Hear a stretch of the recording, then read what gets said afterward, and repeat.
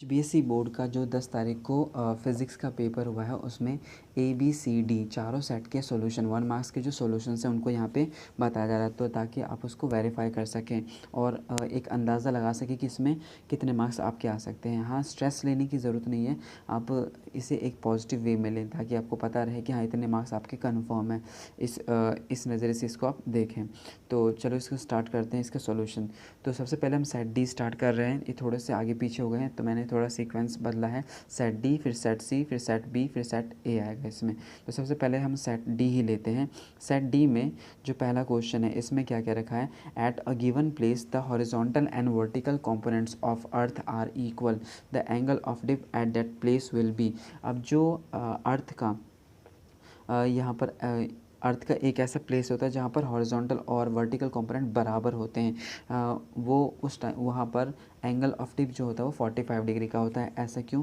तो हमारे पास यहाँ पर एक फॉर्मूला होता है हॉरिजॉन्टल कंपोनेंट यानी BH is equal to B naught cos del, और इसी तरह से एक होता है वर्टिकल कंपोनेंट का BV is equal to B sine del, B sine del. अब साइन और कॉस की बात करें तो एक ही ऐसा एंगल है जिस पे दोनों बराबर होते हैं और वो है 45 डिग्री, इसीलिए इसका आंसर है 45 डिग्री, जिस पर हमारे हॉरिजॉन्टल और वर्टिकल कंपोनेंट दोनों बराबर होते हैं। अगले क्वेश्चन की तरफ अगर बढ़ते हैं तो नेक्स्ट क्वेश्चन में क्या रखा है, two light waves of equal amplitudes, दो लाइट वेव्स हैं जिनका एम्पलीट्यूड बराबर है and wavelength are superimpose, the amplitude of resultant wave will be maximum when the phase difference between them, उनके बीच में फेस डिफरेंस क्या होता है, तो उनके बीच का फेस डिफरेंस होता है 0। ठीक है, नेक्स्ट क्वेश्चन की तरफ बढ़ते हैं। उसमें क्या रखा है, if E vector and B vector, जहाँ पे ई इलेक्ट्रिक फील्ड को शो कर रहा है और बी मैग्नेटिक फील्ड को शो कर रहा है, if E vector and B vector represents electric field and magnetic field vectors of the electromagnetic wave, the direction of propagation of electromagnetic wave is along, तो इसमें हमेशा ई वेक्टर और B vector के cross product के along होता है direction of the electromagnetic wave, तो इसका ऑप्शन सही है डी। अगले क्वेश्चन की तरफ हम बढ़ते हैं। नेक्स्ट क्वेश्चन में क्या रखा, which of the following has minimum stopping potential. अब मिनिमम स्टॉपिंग पोटेंशियल डिपेंड करता है फ्रिक्वेंसी के ऊपर, तो जिसकी फ्रिक्वेंसी सबसे कम होती है उसका स्टॉपिंग पोटेंशियल सबसे मिनिमम होगा, तो रेड ही है जिसकी फ्रिक्वेंसी सबसे मिनिमम होती है, इसीलिए रेड इसका आंसर है। नेक्स्ट क्वेश्चन की तरफ बढ़ते हैं। The best instrument for accurate measurement of EMF of a cell, cell के EMF को एक्यूरेटली मेज़र कर सकता है वो है पोटेंशियोमीटर, इसीलिए उसका ऑप्शन सही है ए। नेक्स्ट क्वेश्चन की तरफ बढ़ते हैं। The mass of a charge particle is m and has charge q, if this particle is accelerated by a potential difference of v, then write the formula for the de Broglie wavelength. अब यहाँ पे हमारे पास एक formula होता है D Broglie wavelength का, क्या, lambda is equal to h upon में mv, जिसमें m है मास, v है वेलोसिटी। अब यहाँ से हम क्या करेंगे, सबसे पहले एक रिलेशन यूज़ करेंगे, half mv² is equal to में QV, जिसमें V, ये वाली V वेलोसिटी को शो कर रही है और ये पोटेंशियल को, तो यहाँ से हम क्या करेंगे, V की वैल्यू निकालेंगे और इस V की वैल्यू के इसमें पुट करने के बाद हमें जो रिलेशन मिलता है वो मिलता है कुछ इस तरह का। ये जो रिलेशन है that is lambda is equal to h upon root 2qmv, जिसमें V पोटेंशियल को शो करता है, तो यही हमें रिलेशन यहाँ पर लिख के दिखाना था। अगले क्वेश्चन की तरफ बढ़ते हैं। Calculate the ratio of radius of two nuclear of mass number 1 and 27 respectively, तो हमारे पास रेडियस और मास नंबर का एक रिलेशन होता है, क्या, R इज़ इक्वल टू में R0 a⁻³ 1/3, तो यहाँ पे अगर हम इसे R1 कहते हैं तो ये A1 बनेगा और ये R2 इज़ इक्वल टू में R0 और a⁻² 1/3 ये बन जाएगा, जिसमें हम A1 हमें दे रखा है 1 और A2 27 को हम 1/3 से बाहर निकालेंगे तो 1/3 आएगा, तो यहाँ पर जो हमें रेशियो मिलने वाला है वो है 1/3 का रेशियो, तो इसका आंसर है 1/3। अगले क्वेश्चन की तरफ बढ़ते हैं। If A is equal to 1, B is equal to 0, find the value of Y in the adjoining logic circuit. अब यहाँ पर क्योंकि ये और गेट है, और गेट में हम ऑपरेशन जो यूज़ करते हैं वो एडिशन का यूज़ करते हैं, तो यहाँ पर जो हमारे पास ये 1 प्लस में 0 ये दोनों ऐड होंगे तो हमें क्या देगा 1, तो इसका आंसर है 1। अगले क्वेश्चन की तरफ बढ़ते हैं। नेक्स्ट क्वेश्चन में देखा है the distance between two charge particle is halved, what will be the effect on the force between them, तो जैसा कि हमें फोर्स का फॉर्मूला मालूम है, F इज़ इक्वल टू में 1/4 pi epsilon naught Q1 Q2 upon are का square. तो अगर हम डिस्टेंस को हाफ करते हैं तो यहाँ पर फोर्स जो है 4 टाइम्स हो जाएगा, तो इसका आंसर है फोर्स विल बी 4 टाइम्स। अगले क्वेश्चन की तरफ बढ़ते हैं। इसमें on which factors does the capacitance of a capacitor depends. तो कैपेसिटेंस ऑफ कैपेसिटर 3 चीज़ों पर डिपेंड करती है। फर्स्ट क्या है, एरिया ऑफ द प्लेट, दूसरा क्या है, distance between the plate, and third one is medium between the plates. यहाँ पर चाहो तो हम कैपेसिटेंस ऑफ कैपेसिटर का फॉर्मूला लिख सकते हैं, वो क्या है, C इज़ इक्वल टू में एप्सिलॉन नॉट A अपॉन में D। तो यहाँ पर एरिया, डिस्टेंस और परमिटिविटी ऑफ फ्री स्पेस, ये चीज़ें दे रखी हैं जिसके बेसिस पे हम बता सकते हैं कि ये इन 3 चीज़ों पर डिपेंड करती है। नेक्स्ट क्वेश्चन की तरफ बढ़ते हैं। The fall of potential per unit length of a wire is called potential gradient. ये बहुत ही इंपॉर्टेंट है क्योंकि यही प्रिंसिपल है पोटेंशियोमीटर का। अगला हमारे पास क्वेश्चन है, कह रहा है if omega is angular frequency of AC then the reactance offered by the inductance L and capacitance C are। अब यहाँ पर हमारे पास एक फॉर्मूला होता है क्या, XL is equal to omega L and XC is equal to 1 upon omega C, जिसके अंदर ओमेगा एंगुलर फ्रिक्वेंसी, L है inductance, omega angular frequency C है कैपेसिटेंस। तो ये हमारे पास दोनों आंसर्स हो गए, ये दोनों। उसके बाद नेक्स्ट क्वेश्चन की तरफ बढ़ते हैं। An AC generator is based on the phenomena of. AC generator based होता है इलेक्ट्रोमैग्नेटिक इंडक्शन के ऊपर। इलेक्ट्रोमैग्नेटिक इंडक्शन ही इसका प्रिंसिपल है, नेक्स्ट फिनोमिना है जिस पर ये बेस्ड है। नेक्स्ट क्वेश्चन की तरफ बढ़ते हैं। The electromagnetic wave of frequency range from 5 into 10⁵ hertz to 10⁹ hertz are called radio wave. Radio wave जो होती है वो उनकी फ्रिक्वेंसी होती है 10⁵ hertz to 10⁹ hertz. Next question जो है हमारे पास, इसे देखते हैं, बहुत ही सिंपल सा क्वेश्चन है। For total internal reflection light must travel from dash to dash. तो इसमें आंसर है डेंसर टू रेयर। जो TIR के लिए फिनोमिना है उसमें हम कंडीशन रखते हैं क्या कि लाइट हमेशा डेंसर टू रेयर ही जानी चाहिए। सेट सी के अब सॉल्यूशंस को देखते हैं। सेट सी का जो पहला क्वेश्चन है इसमें है the horizontal component of earth magnetic field is zero. अब जो अर्थ का हॉरिजॉन्टल कंपोनेंट होता है वो किस जगह पर ज़ीरो होता है, तो इसका आंसर है मैग्नेटिक पोल से। और मैं आपको बता दूं कि जो इसका वर्टिकल कंपोनेंट होता है वो कहाँ पर ज़ीरो होता है, तो वर्टिकल कंपोनेंट होता है मैग्नेटिक इक्वेटोरियल पर ज़ीरो। इसीलिए ध्यान रखना कि जो हॉरिजॉन्टल कंपोनेंट है वो मैग्नेटिक पोल्स पर ज़ीरो होता है, लेकिन वर्टिकल कंपोनेंट मैग्नेटिक इक्वेटोरियल पर होता है। अगले क्वेश्चन की तरफ बढ़ते हैं। नेक्स्ट क्वेश्चन में क्या रखा, the ratio of intensities of two light waves is 16:9। The ratio of maximum and minimum intensities in their interference pattern will be. अब ये इंटरफेरेंस पैटर्न के लिए हमारे पास यहाँ पर एक फॉर्मूला होता है जिसका यहाँ पे यूज़ करते हैं, that I1 upon I2 is equal to A² upon B का स्क्वायर। इस फॉर्मूले की हेल्प से सबसे पहले हम A और B निकालेंगे, जिसमें A की वैल्यू आएगी 4 और B की वैल्यू आएगी इसमें 3, जिसकी हेल्प से अगर हमें मैक्सिमम इंटेंसिटी और मिनिमम इंटेंसिटी निकालनी है तो मैक्सिमम इंटेंसिटी के लिए फॉर्मूला होता है A + B का होल स्क्वायर, जिसमें 4 + 3 का स्क्वायर हो जाएगा 7 का स्क्वायर, दैट इज़ 49, और नीचे 4 - 3 हो जाएगा 1 का स्क्वायर 1, तो दैट इज़ 49:1 इसका आंसर आएगा। तो ऑप्शन बी इसमें सही है। अगले क्वेश्चन की तरफ हम बढ़ते हैं जिसमें क्या रखा है, the stopping potential for photo electrons depends upon. जो स्टॉपिंग पोटेंशियल होता है फोटो इलेक्ट्रॉन्स का वो किन पर डिपेंड करता है, तो जो फ्रिक्वेंसी और मटेरियल ऑफ कैथोड होता है ये दोनों चीज़ों पर डिपेंड करता है। मैक्सिमम स्टूडेंट्स को सिर्फ ये पता होता है कि फ्रिक्वेंसी पर डिपेंड करता है, बट मटेरियल ऑफ कैथोड पर भी डिपेंड करता है, इसीलिए इसका ऑप्शन सी सही है। नेक्स्ट क्वेश्चन की तरफ बढ़ते हैं। अगले क्वेश्चन में क्या रखा है, in the electromagnetic wave the phase difference between electric field and magnetic field is. अब ध्यान रखना, इलेक्ट्रोमैग्नेटिक वेव के अंदर जो फेज डिफरेंस होता है इलेक्ट्रिक फील्ड और मैग्नेटिक फील्ड में वो होता है 0, तो इसीलिए इसका ऑप्शन ए सही है। नेक्स्ट क्वेश्चन में, two electric bulbs of 40 watt each are connected in series, the power consumed by the combination will be। अब इसमें जो पावर का फॉर्मूला है वो हमें ध्यान में क्या रखना है कि जब भी पावर अगर पैरेलल में होते हैं तो वो डायरेक्टली ऐड होते हैं, यानी P is equal to P1 plus में P2 प्लस में P3 इस तरह से। लेकिन अगर यही चीज़ हमारे पास सीरीज़ में होते हैं तो हम 1 अपॉन में P करके यूज़ करते हैं, 1 upon P is equal to 1 upon में P1 प्लस 1 अपॉन में P2 करके, क्योंकि अब यहाँ पर सीरीज़ कॉम्बिनेशन है तो सीरीज़ के लिए हम ये यूज़ करेंगे, और ये वाला जो होता है ये पैरेलल के लिए हम यूज़ करते हैं, सॉरी पैरेलल में ये वाला फॉर्मूला यूज़ करना है और सीरीज़ के अंदर ये फॉर्मूला यूज़ करना है। तो इस बार हमें यूज़ करना है सीरीज़ का, तो सीरीज़ में हम यूज़ करेंगे 1/40 प्लस में 1/40, फिर एलसीएम ले लेंगे इसका हम, तो ये आ जाएगा 40 और 1 + 1 2, तो इसे कैंसिल करने पर हमें मिलेगा 20।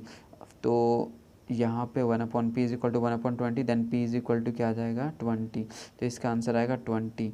तो 20 इसका आंसर करेक्ट है। अगले क्वेश्चन की तरफ बढ़ते हैं। नेक्स्ट क्वेश्चन में हमें क्या दे रखा है, the particle of mass m is moving with velocity v, write down the formula for de Broglie wavelength associated with the particle। ये बहुत ही सिंपल सा जो है क्वेश्चन है जिसके अंदर हमारे पास रिलेशन पूछा है। तो रिलेशन क्या होता है, लैम्डा = h/m/v, जिसमें h है प्लैंक्स कांस्टेंट, m है मास और v है इसमें velocity. What are iron loss in a transformer के अंदर आयरन लॉस क्या होता है। So heat loss due to the formation of eddy current in soft iron core is known as iron loss, यानी जो सॉफ्ट आयरन कोर होता है वो एक आयरन ही है, बट उसमें आयरन के लॉस नहीं होता, बट आयरन उसमें एडीकरण बनने की वजह से जो हीट के फॉर्म में लॉस होते हैं उसी को हम बोलते हैं आयरन लॉस। तो इसीलिए इसका ये आंसर है। अगला जो क्वेश्चन दे रखा है, is the junction diode D is forward और रिवर्स। तो जैसे कि हम देख सकते हैं इसमें जो ये पॉजिटिव डायोड का पॉजिटिव इसके पॉजिटिव से कनेक्ट है, तो ये फॉरवर्ड बाइस्ड है। ठीक है, अगले क्वेश्चन की तरफ बढ़ते हैं। The power of a lens is +5 dioptre, right the focal length. तो इसके हमें फोकल लेंथ यहाँ पर बताना है। तो बहुत ही सिंपल है यहाँ पर पावर का फॉर्मूला होता है 1/f, या ये कह लो f = क्या होता है 1/p। तो p हमें दे रखा है दैट इज़ 1/5। तो यहाँ पर क्योंकि इस डायोप्टर के अंदर मीटर छुपा होता है तो इसे हम 100 से मल्टीप्लाई करेंगे और फिर इसको डिवाइड करने पर हमें मिलेगा 20। तो 20 जो यहाँ पर सेंटीमीटर है, ये इसका आंसर है। नेक्स्ट क्वेश्चन की तरफ बढ़ते हैं। Calculate the ratio of radii of 2 nuclear of mass number 27 and 64 respectively. तो जो ये रेडियाई और मास नंबर का रेशियो होता है वो r = r0 a⁻1/3 होता है। तो उसी की हेल्प से हमने यहाँ पर इसका सॉल्यूशन निकाल रखा है। तो r1/r2 is equal to a⁻, 27/64, इस पूरे की पावर हो जाएगी यहाँ पर 1/3। तो 27 को हम लिख सकते हैं 3/3, जो कि कैंसिल होने के बाद आएगा 3, और 64 को हम 4/3, तो कैंसिल होने के बाद आएगा 3/4। तो इसीलिए इसका आंसर है 3/4 करेक्ट। ठीक है, अगले क्वेश्चन की तरफ बढ़ते हैं। The electric field due to an electric dipole is, electric dipole की वजह से जो इलेक्ट्रिक फील्ड होता है वो होता है सिलेंड्रिकल सिमेट्रिक। तो इसका आंसर है सिलेंड्रिकल सिमेट्रिक। ठीक है, सिलेंड्रिकल सिमेट्रिक इसका आंसर है। नेक्स्ट क्वेश्चन की तरफ अगर हम बढ़ते हैं तो उसमें क्या पूछा हुआ है, the electromagnetic wave of frequency range 5 × 10⁵ hertz to 10⁹ hertz are called. अब ये जो फ्रिक्वेंसी रेंज है ये है रेडियो वेव की ये रेंज कहलाती है, जो इसका आंसर है। नेक्स्ट क्वेश्चन जो हमारे पास है वो है the conductance of a wire of resistance 2 micro ohm. अब क्योंकि हम जानते हैं कंडक्टेंस रेजिस्टेंस का रेसिप्रोकल होता है, तो 1/2 माइक्रो ओम। तो इसे सिंप्लीफाई करने पर हमें वैल्यू ये मिलेगी। कैसे, तो अगर देख सकते हैं कंडक्टेंस को हम बोलते हैं जी, तो 1/r हमें दे रखा है 2 माइक्रो के लिए 10⁻⁻6 लेते हैं। अगर हम इसे ऊपर भेजेंगे तो ये आ जाएगा 10 × में 10⁵5, हम ऐसा लिखा जा सकता है, और ये 2 है, डिवाइड करने पर ये 5 × 10⁵5, तो ये हमारा आंसर आ जाएगा। अगले क्वेश्चन की तरफ बढ़ते हैं। नेक्स्ट क्वेश्चन में क्या क्या रखा है इसने, the peak value of 220 volt AC is. Peak value कैसे निकालते हैं हम, तो जैसे कि हम जानते हैं V = ये हमारे पास V = होता है V0/√2। तो V0 जो होता है यहाँ पर वो हमारे पीक वैल्यू होती है। तो इस √2 को हम V से मल्टीप्लाई कर देंगे, यानी कि 220 को अगर हम मल्टीप्लाई करेंगे √2, तो ऐसे भी लिखा जा सकता है 220 √2, या इसको सिंप्लीफाई करने के बाद हमारे पास जो आंसर आता है वो होता है 311 वोल्ट। ठीक है, तो ये इसका आंसर है। नेक्स्ट क्वेश्चन जो हमारे पास है इसमें दे रखा है the power factor of an AC circuit is given by. अब पावर फैक्टर का फॉर्मूला होता है R/Z, तो इसीलिए cos ∅ = R/Z लिया। सेट बी के सॉल्यूशन में यहाँ पर जो पहला क्वेश्चन है उसको हम देखते हैं। पहले क्वेश्चन में इसने क्या रखा है, the electrons ejected from metals due to effect of light are called photoelectrons. इसका आंसर है, यानी कि जब भी किसी भी मेटेलिक सरफेस पर अगर लाइट को हम इंसिडेंट करवाते हैं, ठीक है, तो उससे जो जो इलेक्ट्रॉन्स निकलते हैं उसको हम बोलते हैं फोटो इलेक्ट्रॉन्स। इसीलिए इसका ऑप्शन सही है यहाँ पर सी। ठीक है, अगले क्वेश्चन की तरफ हम बढ़ते हैं। इस क्वेश्चन में क्या रखा है इसने, the path difference equivalent to π/4 phase difference is. अब इसने हमसे पूछा है पाथ डिफरेंस, जब हमें फेस डिफरेंस दे रखा है π/4 का, तो यहाँ पर हमारे पास एक फॉर्मूला होता है जिसका हम यहाँ पर यूज़ करते हैं। वो कौन सा फॉर्मूला है, तो then lambda is equal to में यहाँ पर हमारे पास ये जो पाथ डिफरेंस होता है, पाथ डिफरेंस का फॉर्मूला होता है इसमें लैम्डा अपॉन 2 पाई, और फेस डिफरेंस जो दे रखा है उससे हम मल्टीप्लाई कर देंगे, दैट इज़ π/4। तो पाई से पाई कैंसिल एंड 4 इंटू में 2 क्या आ जाएगा 8, तो इसका आंसर आएगा λ/8। तो λ/8 यानी कि ऑप्शन इसका डी सही है। ठीक है, अगले क्वेश्चन की तरफ हम बढ़ते हैं। नेक्स्ट क्वेश्चन में कह रहा है electric field intensity due to an electric dipole varies with distance r of the point from the centre of the short dipole. अब इसका हमारे पास डेरिवेशन भी था, जिसके डेरिवेशन से हम यहाँ पर ये लास्ट में केस बनाते हैं, जिसकी वजह से इसका आंसर आता है E is directly proportional to 1/r का क्यूब, 1/r क्यूब के ये डायरेक्टली प्रोपोर्शनल आता है। अगले क्वेश्चन की तरफ बढ़ते हैं। नेक्स्ट क्वेश्चन में क्या रखा है, the best instrument for accurate measurement of EMF of a cell. So cell के ईएमएफ को एक्यूरेटली मेज़र करता है पोटेंशियोमीटर। उससे नेक्स्ट क्वेश्चन की तरफ आते हैं, which of the following electromagnetic waves has smaller wavelength.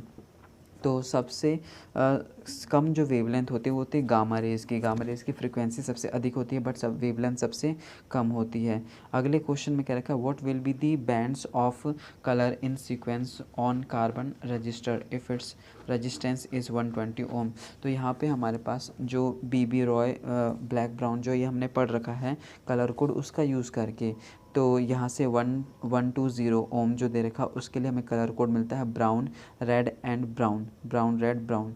ठीक है, उसके बाद हम नेक्स्ट क्वेश्चन की तरफ बढ़ते हैं। Can we decrease the range of given ammeter, then answer is no. Range of ammeter cannot be decrease. जो एमीटर होता है उसके लिए हम यहाँ पर पैरेलल में जो होता है शंट का यूज़ करते हैं, यानी कि एक स्मॉल रेजिस्टेंस का यूज़ करते हैं। अब जो शंट हम यूज़ करते हैं उसका रेजिस्टेंस माइनस में नहीं हो सकता, ठीक है, उसको हम डिक्रीज़ नहीं कर सकते और ज़्यादा, हाँ इंक्रीज़ किया सकता है बट डिक्रीज़ नहीं किया सकता, इसीलिए इसका आंसर है no, range of an ammeter can not be decreased. अगला क्वेश्चन है, what is the speed of light in vacuum. Vacuum में लाइट की स्पीड क्या होती है, तो वो 3 × 10⁸ मीटर पर सेकेंड के इक्वल होती है। अगला क्वेश्चन है, why are alkali metal surfaces most suited as photosensitive surfaces. यानी कि जो अल्कली मेटल सरफेसेस होते हैं वो फोटो सेंसिटिव सरफेसेस के लिए मोस्ट सूटेबल क्यों होते हैं, क्योंकि ये बहुत ज़्यादा सेंसिटिव होते हैं to even for the visible lights, that is why they are used as a photosensitive surfaces. Alkali metals are very sensitive metals which can emit photoelectrons by visible light. ठीक है, तो इसीलिए हम उसका use करते हैं। अच्छा, ये क्वेश्चन थोड़ा सा यहाँ पे आ गया। अब इसमें अगला जो हमारे पास क्वेश्चन है कह रहा है an inductor act as conductor for DC why. अब ये जो इंडक्टर होता है, अब उसके अंदर अगर हम DC सप्लाई देते हैं तो DC में करंट तो चेंज होता नहीं है, करंट चेंज ना होने की वजह से उसमें एक कांस्टेंट करंट जो है फ्लो होता है और एक सिंपल वायर की तरह ही काम करता है जिसका रेजिस्टेंस नेग्लिजिबल होता है। इसीलिए हम जो इंडक्टर होते हैं उसको कंडक्टर के जैसा ही मानते हैं। सो इसे मैंने आंसर लिख रखा है, as DC current do not change with time, voltage remain same, जो वोल्टेज रहता है वो सेम रहता है across inductor and act as normal conducting wire. अगला जो हमारा क्वेश्चन है उसमें the Boolean expression for NAND gate is. Boolean expression for NAND, अब जो नैंड है वो एंड प्लस में नॉट से मिलके बना हुआ है, इसका जो बुलियन एक्सप्रेशन होता है वो होता है y = a.b के ऊपर ये बार। ठीक है, ये बुलियन एक्सप्रेशन है। नेक्स्ट क्वेश्चन है capacity can be increased by connecting different capacitors in. अब कैपेसिटर की कैपेसिटी को अगर हम इंक्रीज़ करना चाहते हैं तो इसे हम पैरेलल में कनेक्ट करते हैं। क्यों? क्योंकि C is equal to C1 plus C2 plus C3, इसीलिए हम डायरेक्ट जोड़ते हैं सिर्फ पैरेलल में। इसीलिए जो कैपेसिटी ऑफ कैपेसिटर वो पैरेलल में ही इंक्रीज़ किया जा सकता है। नेक्स्ट क्वेश्चन जो दे रखा है हमारे पास उसकी तरफ बढ़ते हैं। एवरेज पावर कंज्यूम्ड पर cycle in an ideal capacitor is. अब कोई भी एक आइडियल कैपेसिटर के केस में जो एवरेज पावर होता है वो होता है 0। ठीक है, अगला जो क्वेश्चन है उसमें दे रखा the relation between angle of incident I, angle of prism A and the angle of minimum deviation for a triangular prism. तो इसमें हमारे पास एक फॉर्मूला होता है कि angle of incident I is equal to A plus del M divided by 2। ठीक है, जो हमने प्रिज्म के डेरिवेशन से भी डिराइव कर रखा था। इसका नेक्स्ट क्वेश्चन है isotones are the nuclides which contain. अब आइसोटोन्स ऐसे होते हैं जिसमें नंबर ऑफ न्यूट्रॉन सेम होते हैं। यहाँ पर एक छोटा सा मिस्टेक है जिसको मैं करेक्ट कर देता हूँ यहाँ पर, कि यहाँ पर आइसोटोन्स सेम, ये एटॉमिक नंबर नहीं आएगा इसमें, same neutron, same number of neutrons, same number of neutrons. Isotones क्या होते हैं? जिसमें नंबर ऑफ न्यूट्रॉन्स होते हैं वो इक्वल होते हैं। ओके, लेते हैं सबसे पहले क्वेश्चन से। जो पहला क्वेश्चन है इसमें क्या रखा है, at a given place the horizontal and vertical components of earth are equal, the angle of dip at this place will be. अब अर्थ के एक ऐसे प्लेस पर जहाँ पर हॉरिजॉन्टल और वर्टिकल कंपोनेंट इक्वल होते हैं वहाँ पर एंगल ऑफ डिप होता है 45 डिग्री का। ठीक है, क्योंकि जो हमारे पास हॉरिजॉन्टल कंपोनेंट का फॉर्मूला होता है वो होता है बी कॉस डेल, और वर्टिकल का होता है B V is equal to B sine del. अब साइन और कॉस का जो 45 पर एंगल होता है वो 1/√2 होता है जो कि इक्वल होता है। तो यहाँ पर 45 ही एक ऐसा एंगल है जहाँ पर हॉरिजॉन्टल और वर्टिकल कंपोनेंट्स बराबर होते हैं, तो इसीलिए इसका ऑप्शन बी सही है। इसका नेक्स्ट क्वेश्चन देखते हैं हम। अगले जो क्वेश्चन में क्या रखा है, 2 atoms have the same atomic number but different mass number, then क्या है इसके बाद यहाँ पर कुछ यहाँ थोड़ा रखा गया है, then this will be isotope, isobaric, isotones या नॉन ऑफ दिस। तो इसका ऑप्शन ए सही है, आइसोटोप्स। जिनके एटॉमिक नंबर सेम होते हैं बट मास नंबर डिफरेंट होते हैं उसे हम बोलते हैं आइसोटोप्स। ठीक है, इसका अगला जो क्वेश्चन है हमारे पास इसमें दे रखा है the stopping potential for photo electrons depends upon. अब स्टॉपिंग पोटेंशियल जो होता है वो मैक्सिमम स्टूडेंट्स को पता है, फ्रीक्वेंसी पे डिपेंड करता है, लेकिन साथ ही साथ में ये भी पता रहना चाहिए कि मटेरियल ऑफ द कैथोड, जो कैथोड प्लेट का मटेरियल होता है उस पर भी ये डिपेंड करता है, इसीलिए इसका ऑप्शन सी सही है। अगला जो क्वेश्चन है उसको हम देखते हैं, in intrinsic semiconductor at room temperature. Intrinsic semiconductor क्या होते हैं? इंट्रिंसिक सेमीकंडक्टर्स प्योर सेमीकंडक्टर्स होते हैं और रूम टेम्परेचर पर उनमें नंबर ऑफ इलेक्ट्रॉन्स और नंबर ऑफ होल्स जो होते हैं वो इक्वल होते हैं, इसीलिए इसका ऑप्शन ए सही है कि number of electrons is equal to number of holes. Next question में बढ़ते हैं। नेक्स्ट क्वेश्चन जो है वो है microwaves are electromagnetic waves with frequency in the range of. अब माइक्रोवेव्स की जो फ्रीक्वेंसी रेंज होती है वो गीगाहर्ट्ज़ की रेंज में होती है, इसीलिए इसका ऑप्शन सी सही है। नेक्स्ट क्वेश्चन की तरफ बढ़ते हैं। तो इस क्वेश्चन में क्या रखा है, is the junction diode D is forward और reverse biased in the given diagram. मैं आपको बता दूं कि ये जो क्वेश्चन है इसमें बोर्ड में मिस्टेक कर रखा है कि दोनों तरफ पॉजिटिव उन्होंने लगा रखा है। ठीक है, तो इसीलिए अगर हम देखें यहाँ पर तो इसको हम फॉरवर्ड बायस कहेंगे, कि इसको हम फॉरवर्ड बायस कह सकते हैं, रिवर्स बायस भी लगा सकते हैं क्या स्टूडेंट, क्योंकि यहाँ पर एक छोटा सा मिस्टेक दे रखा है। बट हम यहाँ पर देख सकते हैं कि जो डायोड का जो बड़ा वाला टर्मिनल है पॉजिटिव साइड वो पॉजिटिव से कनेक्ट है, तो इसी बेसिस पर हम इसे फॉरवर्ड बायस कह सकते हैं। इसका नेक्स्ट क्वेश्चन जो है उसमें क्या रखा है, write the relation between radius R and mass number A of a nucleus. अब रेडियस आर और मास नंबर में क्या रिलेशन है, तो एक रिलेशन होता है हमारे पास R is equal to R naught a raise to power 1/3। तो हमने इसी फॉर्मूले का यूज़ करना, इसी फॉर्मूले को यहाँ पर लिख के बताना है। इसने रिलेशन यहाँ पे पूछ रखा है, तो ये रिलेशन यहाँ पर दिया जा चुका है। उसके आगे हम बढ़ते हैं कि if a is equal to 1 and b is equal to 1, यहाँ पर a और b दोनों की वैल्यू 1 दे रखी है। Then find the value of y की वैल्यू क्या होगी। अब एंड गेट के अंदर क्योंकि मल्टीप्लिकेशन का प्रोसेस होता है, इसीलिए अगर हम यहाँ पर 1 इंटू में 1, जैसे कि देख सकते हैं यहाँ पर 1 इंटू में 1, a से 1 और b से 1, तो 1 इंटू में 1, तो हमें क्या मिलेगा 1। तो इसीलिए यहाँ पर y की वैल्यू क्या आ गई 1।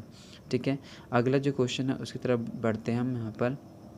तो नेक्स्ट क्वेश्चन में दे रखा है the mass of an electron in the mass, यहाँ पे कुछ मिटा हुआ सा है। The mass of an electron is m and the charge is charge e. If this electron is accelerated by a potential difference of v, then write the formula for the de Broglie wavelength. Then lambda is equal to, यहाँ पर एक formula lambda is equal to h upon root 2m/v, ये formula है। ये कैसे formula आया है तो मैं आपको ये बता दूं कि यहाँ पर हमारे पास हाफ एम वी स्क्वायर जो होता है वो इक्वल टू हो जाएगा क्यू कैपिटल V के बराबर, जहाँ पे ये जो V है वो पोटेंशियल को शो कर रहा है और ये V वेलोसिटी को शो कर रहा है। यहाँ से हम V की वैल्यू निकालेंगे और इस V की वैल्यू को हमारे पास जो एक फॉर्मूला होता है क्या, lambda is equal to h upon में mv, उसके अंदर पुट करने के बाद V की यहाँ पर वैल्यू पुट करने के बाद हमें एक रिलेशन मिलता है जो कि ये वाला रिलेशन होता है, lambda is equal to h upon root 2m/v। ठीक है, तो यहाँ से ये रिलेशन आया है। अगले क्वेश्चन की तरफ अगर हम बढ़ते हैं तो नेक्स्ट क्वेश्चन में क्या रखा है, are Kirchhoff's rules applicable for both AC and DC। Then yes, जो किरचॉफ्स रूल होता है वो AC के लिए एज वेल एज DC के लिए, दोनों के लिए ही एप्लीकेबल होता है। अब हम नेक्स्ट क्वेश्चन की तरफ बढ़ते हैं। Tesla is the unit of, ये बहुत ही ज़्यादा आसान सा क्वेश्चन है कि टेस्ला किसकी यूनिट होती है, तो मैग्नेटिक फील्ड इंटेंसिटी की यूनिट होती है टेस्ला। नेक्स्ट क्वेश्चन में देखते हैं the magnetic flux passing through a ring is increased from φ1 to φ2 at a constant rate in time t, the value of induced electromagnetic force will B.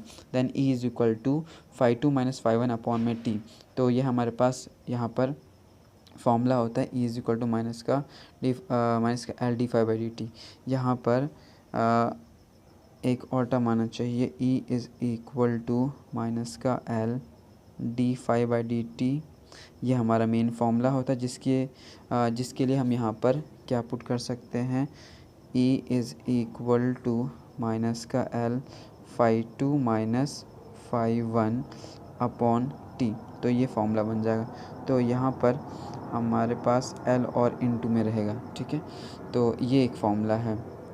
ठीक है, उसके next question की तरफ हम बढ़ते हैं। नेक्स्ट क्वेश्चन में क्या रखा है, electrostatic force between 2 point charges in vacuum is F if the charge are kept at the same distance in water, dielectric constant K is equal to AT, then the force between them will be equal to। तो यहाँ पर डायरेक्ट्रिक constant K है, तो हमारे पास एक formula जो होता है F is equal to 1/4 pi epsilon naught Q1 Q2 upon r square. इसमें अगर डायरेक्ट्रिक कांस्टेंट है तो ये बन जाएगा इस तरह से। मैं आपको फॉर्मूला लिख के दिखाता हूँ। यहाँ पर F is equal to 1/4 pi epsilon Q1 Q2 upon are का स्क्वायर। ठीक है, ये अब नया जो हमारे पास F डैश आएगा उस केस में 1/4 पाई एप्सलॉट के Q1 Q2 अपॉन आर का स्क्वायर हो जाएगा, जिससे ये वाले टर्म्स तो कैंसिल हो जाएंगे, ये वाले टर्म्स हमारे हो जाएंगे कैंसिल, आर स्क्वायर तो ये आ जाएगा हमारे पास K टाइम। तो ये नया जो फोर्स आएगा वो F डैश वो इक्वल टू हो जाएगा F अपॉन में K और K की वैल्यू हमें 80 दे रखी है, that is why it's answer will be F upon 80। तो इसका आंसर F अपॉन 80 हो जाएगा, जो कि हमें यहाँ पर दे रखा है। ये इस जगह मैंने यहाँ पर मेंशन कर रखा है। ठीक है, अब नेक्स्ट क्वेश्चन जो है हमारे पास, डैश इज़ दी ऐसा यूनिट ऑफ कंडक्टिविटी। कंडक्टिविटी की ऐसा यूनिट क्या होती है? तो कंडक्टिविटी रजिस्टिविटी की रेसिप्रोकल होती है। दैट इज़ वाई यहाँ पर हमारा जो आंसर है वो है साइमन पर मीटर। साइमन पर मीटर कंडक्टिविटी की यूनिट होती है। अगला जो हमारे पास क्वेश्चन है उसमें the velocity of electromagnetic wave in free space can be given by. अब वेलोसिटी जो होती है हमारे पास किसी भी इलेक्ट्रोमैग्नेटिक वेव की, वो इक्वल टू में होती है लैम्डा इंटू में न्यू, जिसमें न्यू क्या है? फ्रीक्वेंसी है, lambda is the wave length.